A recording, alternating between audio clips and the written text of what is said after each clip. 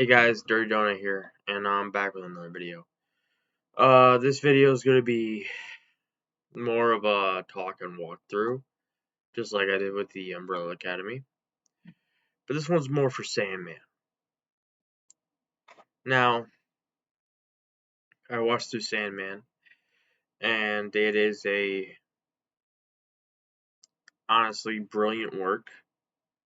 All respects to everyone that proceeded in its creation. It is honestly awesome, and I honestly love the effects that Sandman had in it. So, with that being said, there are a few problems or a few details that I'm just kind of curious about, and I know it's not finished, just as I know that the Umbrella Academy wasn't finished.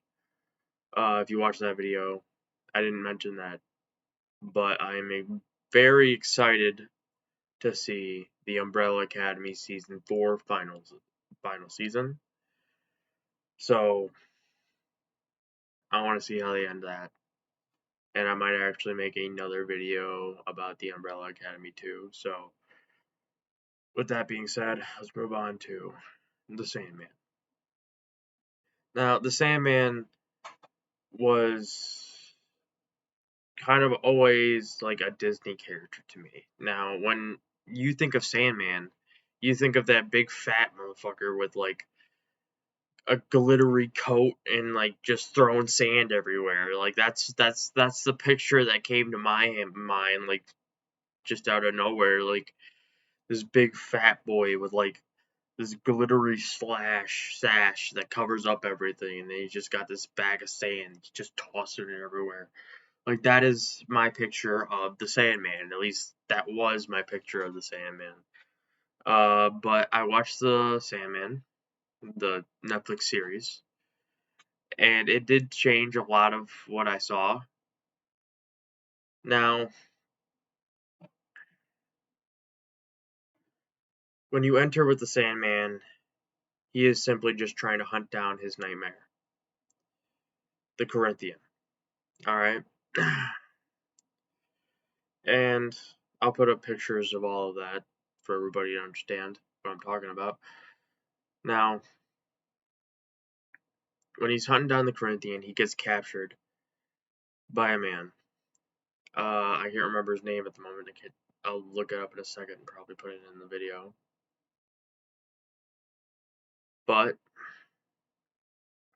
this man captures him on complete accident. What he wanted was his sister, Death. Now, the Sandman is now captured by this circle of spells or whatever they have him captured in, and the Corinthian takes full advantage of this. Now he finds the man that captured the Sandman, and they tell, and he tells him, if you build this glass cage and let nobody fall asleep in his presence, you can use the ruby, the mask, and the bag of sand for your own wishes. Now, no offense to the Corinthian, I don't know what his game plan was here. But I think the better plan was to play it off as in that shit's pretty much worthless unless you like have the power to do it. You know, because like, yeah, it's creating chaos, but you're not creating the chaos. You know what I'm saying? Like I feel like he would be. Oh wait, no, he did explain later on that he couldn't use it, so it wouldn't really matter to him, huh? My bad. Anyway,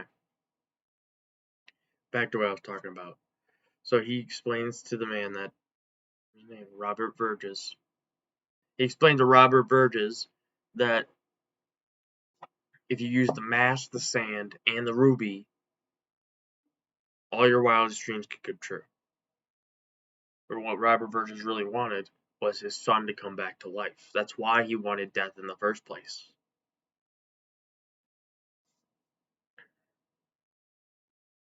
So every day he would visit the Sandman in his glass cage, and he would ask the Sandman, "Can you bring back my son? Can you offer me anything? Immortality?" And the Sandman stayed silent. As his crow was circling the area,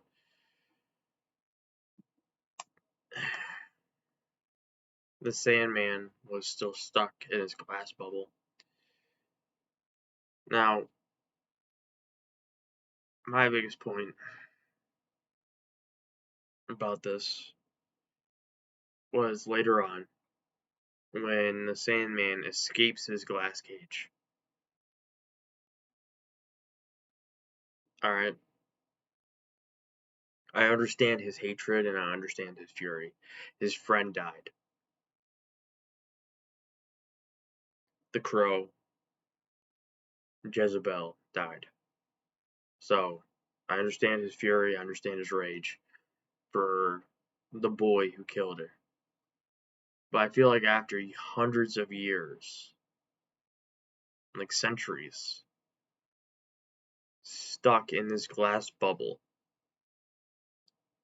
and this boy's just telling you, we will let you go if you just leave us alone. If you just let us live, let us live our lives, we'll let you be. We'll let you go, and it's fine.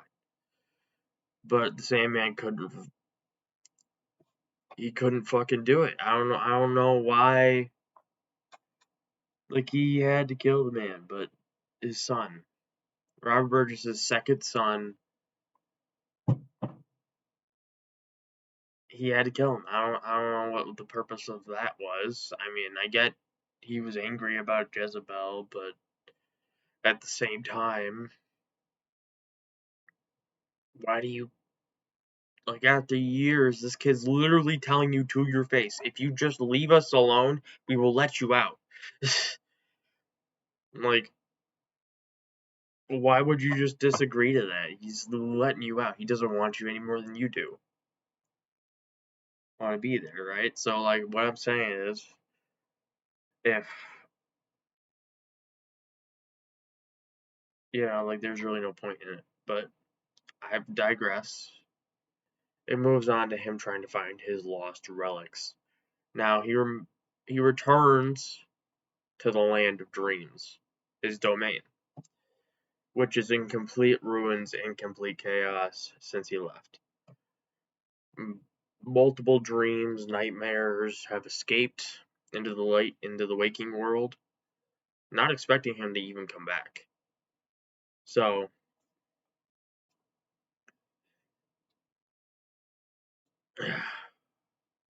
we meet the librarian, Lucius, and he sets on a journey to find his missing stuff, his missing weapons, starting with the bag of sand. Now, I might be wrong on this point, but I just want to know, is like Constantine, like, is the Constantine bloodline a real thing? Because I see that shit go everywhere, dude. Like, I'm talking, like,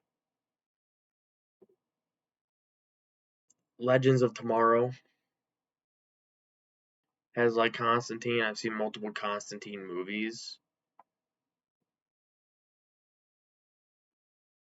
Like, what is with that name? Is it, like, an actual bloodline that I should know about? That they just turned into, like, this superhero or whatever? Like, I don't know. I digress back to the earlier conversation. He meets Miss Constantine, try to deal with the demon, trying to invade the royal family of England. Now, with that being said, I love the way he came in there, dude. He was so badass. Like, he just stood there at first, like he was just standing on the street. He's all like, Miss Constantine. And he's all like, can I help you? He's all like, I'm Morpheus. Or something. I don't know if his name was more, if he said it that. I think it was more like, I need your help. He's like, maybe another day. And then she leaves. And then she gets into this big fucking scream out with a fucking demon. Moving on to fucking Morpheus popping in there, like, well, she's asking him his name. And he says, his name is, I don't, Yaldabaoth or something like that. And he turns around, Sir Morpheus. And she's all like, what? You know, like, that was probably the most badass entrance I've ever seen in my life, dude. It was so cool. But moving on from there, we have them finding his bag of sand at Miss Constantine's ex's home, while her ex, well, perished. His next stop was in hell, fighting Sir or Miss Lucifer. I don't even know anymore. I do love the fact that they depicted Lucifer in a completely different manner. Like, it was completely different than what you would picture Lucifer to be like. You know, like, you'd see Supernatural's Lucifer, like a complete and utter fucking psychopath, maniac, just off the rails. And then you just, like, go over to the Sandman and you see this Lucifer, and you're like, well, damn.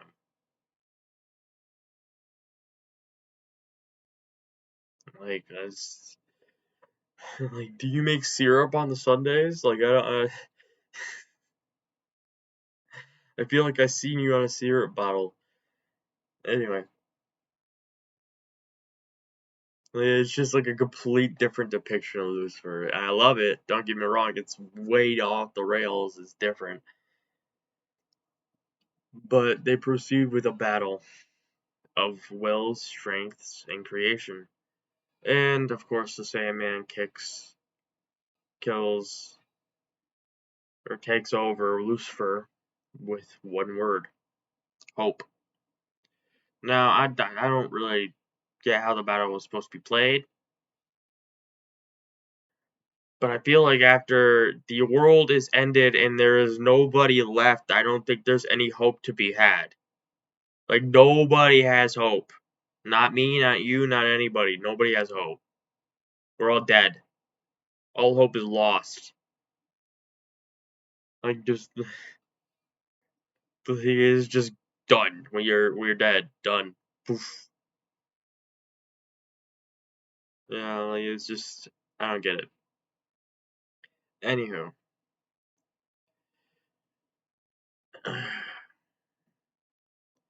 He wins with the hope, and he gets his helm back.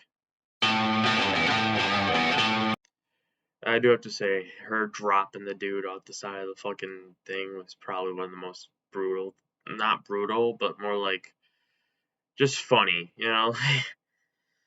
Like, you could have just shut your mouth. You obviously lost. Just give it up. And I'm like, I know he's supposed to be a demon, but does he have to be a whiny bitch too? Dirty Donut, signing out.